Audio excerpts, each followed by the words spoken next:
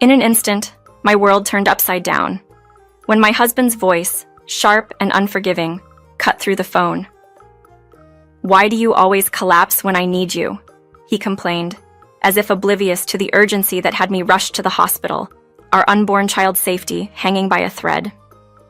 "We're here hungry, waiting for your terrible cooking, and you're off relaxing in the hospital," he continued, his words devoid of concern. He declared he'd had enough and was going to dine out with his parents, leaving me to find my own way home. His anger reached me even through the phone, blaming me as if I were at fault for a dire situation, instilling fear and worry in me, especially for our unborn child whom I was desperate to protect. Once, I was a passionate cosmetic salesperson, recognized for my dedication and hard work, with a collection of awards and a reputation for excellence. I loved my job and the confidence it brought me. Meeting my husband seemed like a fairy tale, leading to a whirlwind romance and marriage. But the joy of discovering my pregnancy came with a tough decision to leave my job due to the risk of miscarriage, a choice made with our family's future in mind. As I navigated the challenges of pregnancy, my husband's support waned, transforming from excitement to frustration. Simple tasks became monumental, and my attempts to meet his expectations often fell short.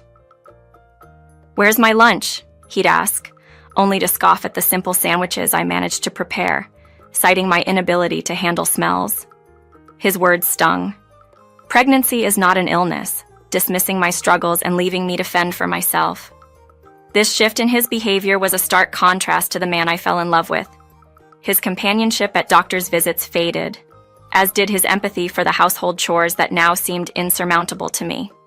Our home, once a place of mutual respect and love, felt increasingly like a battleground, with me trying to protect not just my well-being, but that of our unborn child, clinging to the hope that somehow we'd find our way back to understanding and support. Perhaps he's just exhausted. He's taken on a mentorship role for a newcomer at work, and it's been demanding. This might explain why he's been less patient and more irritable with me lately. I keep telling myself that once our baby arrives, his hectic schedule will calm down, and we'll find our rhythm as a family. "It's going to be okay," I whisper, caressing my growing belly, trying to stay positive despite the struggles with my changing body and our strained relationship. Yet things haven't gotten better between my husband and me.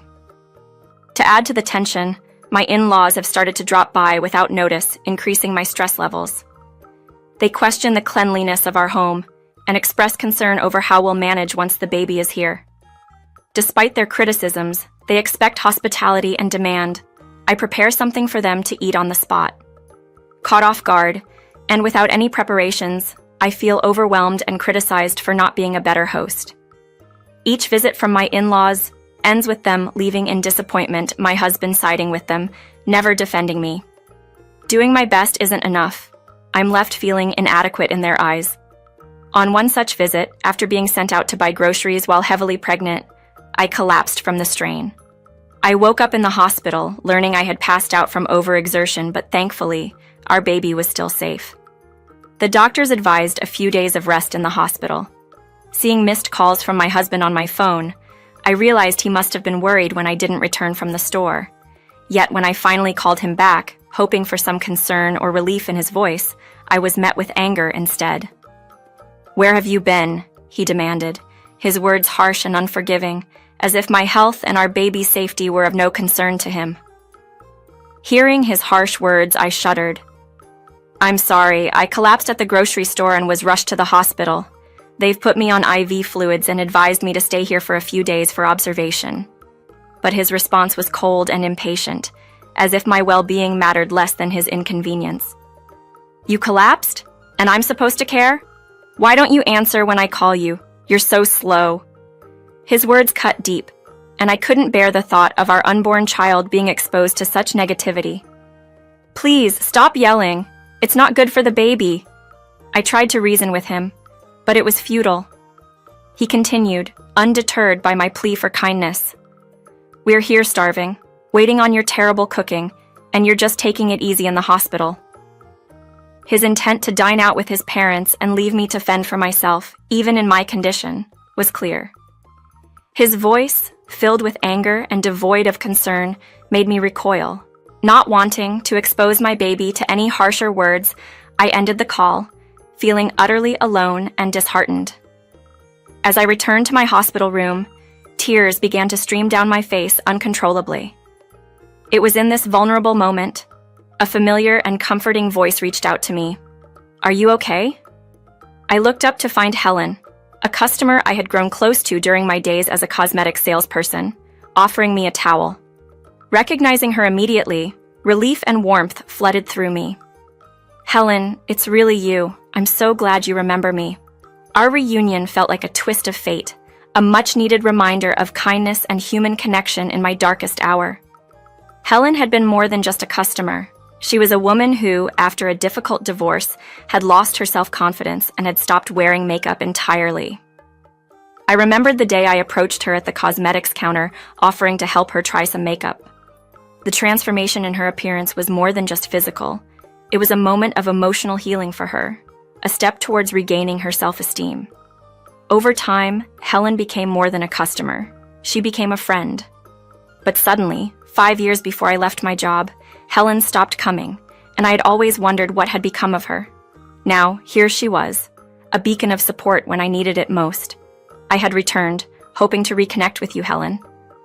To my surprise, when I visited your previous place of work, I learned you had left, which really took me aback, Helen shared, her voice filled with a mix of surprise and disappointment. I apologize for suddenly dropping in. I was actually abroad for work. You see, I run a business overseas and it's been quite hectic.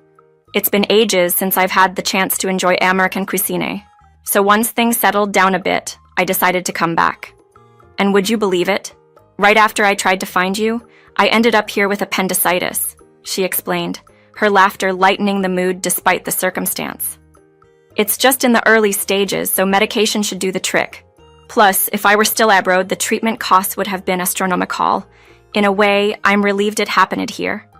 Helen continued, her optimism and familiar smile infectious. This unexpected reunion lifted my spirits, and we found ourselves joyfully reminiscing about the past. As the conversation deepened, Helen, with her ever-so-kind smile, gently probed, "You don't have to share if you're uncomfortable." But I couldn't help but notice you were upset earlier. What happened? Trusting Helen as I did, more than just as a former customer, but as a true friend, I opened up about the struggles with my husband and in-laws. I'm really worried about bringing my child into such an environment, afraid they'll be treated the same way I am. And now, without my job, the idea of living independently, let alone with a child, seems daunting. To my astonishment, Helen made an incredibly generous offer. I happen to have an apartment that you could use. I manage a few properties, part of a project I developed on land I inherited. It's a cozy 2-bedroom with a separate bathroom, soundproof walls, and it's situated in a safe neighborhood close to amenities like supermarkets and a police station. There's no need for a deposit right now, and you can start paying rent whenever you're settled. It's a really good deal. What do you think? Helen's enthusiasm was palpable, and her offer so sincere, it brought a laugh of disbelief from me. "Are you sure you can offer it at such favorable terms?" I asked, overwhelmed by her kindness. "Absolutely, Helen. I know you well enough to trust you'll take good care of the place. Plus, I believe it's important to support each other in times of need. You're more than welcome to stay there," she assured me, her generosity shining through. Helen's unexpected kindness was a beacon of hope, offering not just a place to stay but the possibility of a new beginning. Eager to lend a hand to someone she valued, Helen offered her apartment to me, an act of kindness I couldn't refuse. Gratefully, I accepted. Days later, after doctors gave me the green light, I left the hospital and, without a second thought, moved directly into the apartment Helen had prepared for me. She had effortlessly arranged everything over a phone call, showcasing her remarkable generosity. I didn't return to the home I shared with my husband.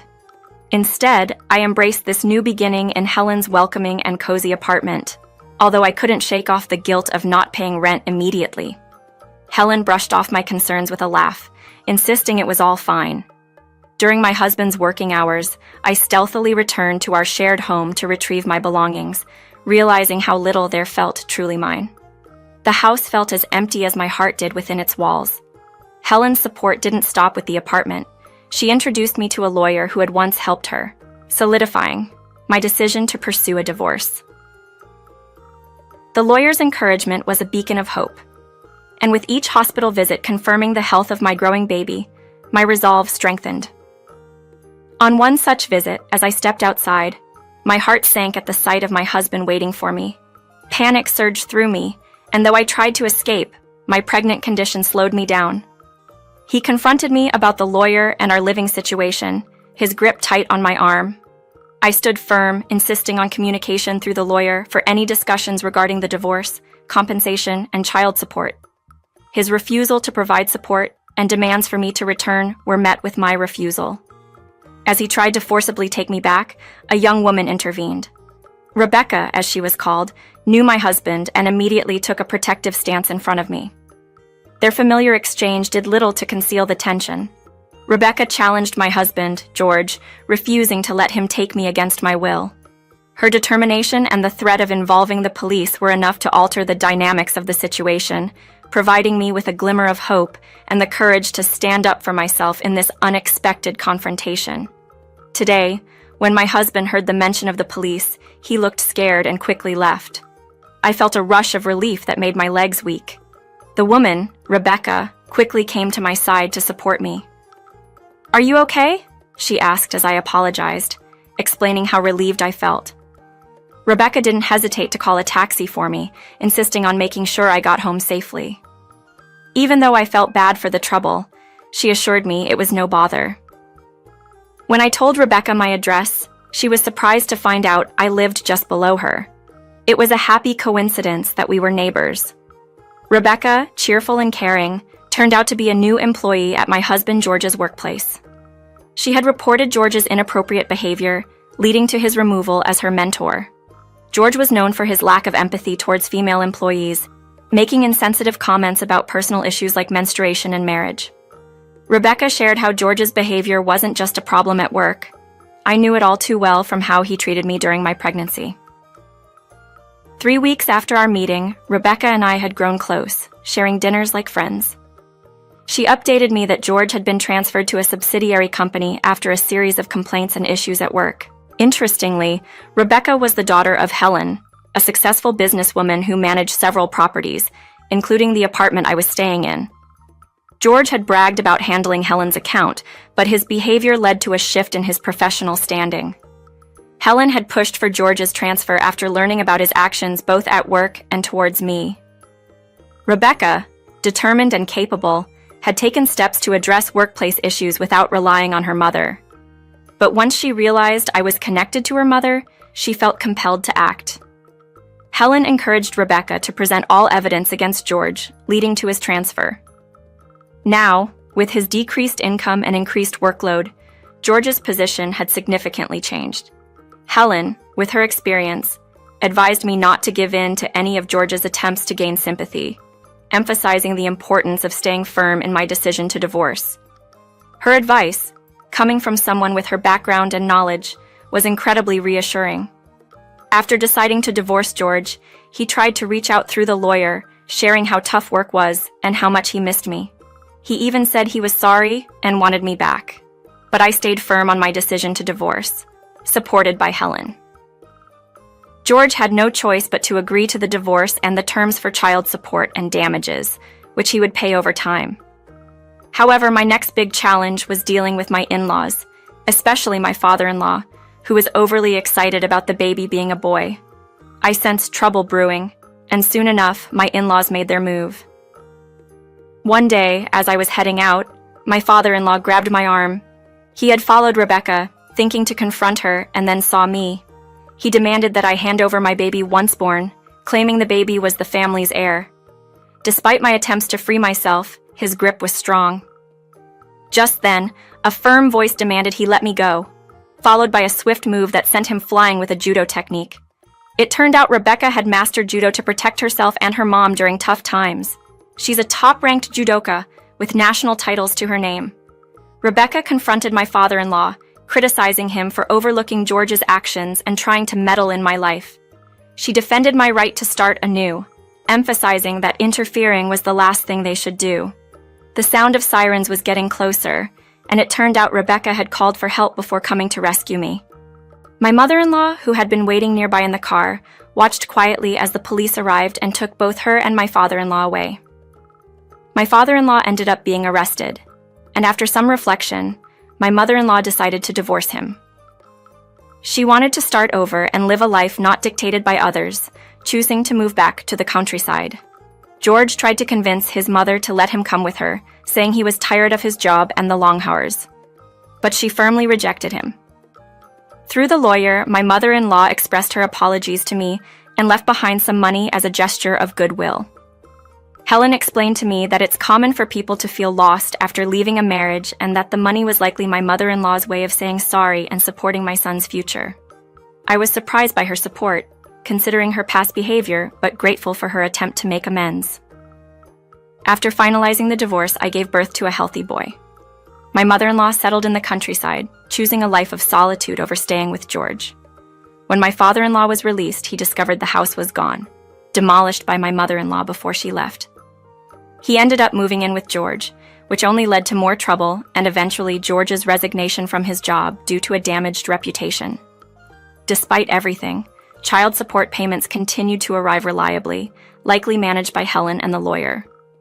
Rebecca, for her part, received recognition at work and became a project leader, much admired by her colleagues. Helen's projects, including women-only properties and housing for foreigners, were thriving. And as for me, once my son was old enough, I planned to return to work. Helen had offered me a position at new high-end cosmetics store she was opening. Helen continued to support me and showed affection for my son as if he were her own grandchild. Rebecca also made time to visit us. Both of them reminded me of the strength and kindness that had helped me through the toughest times. I was determined to be just as strong and protective of my son, inspired by the incredible women who had supported me.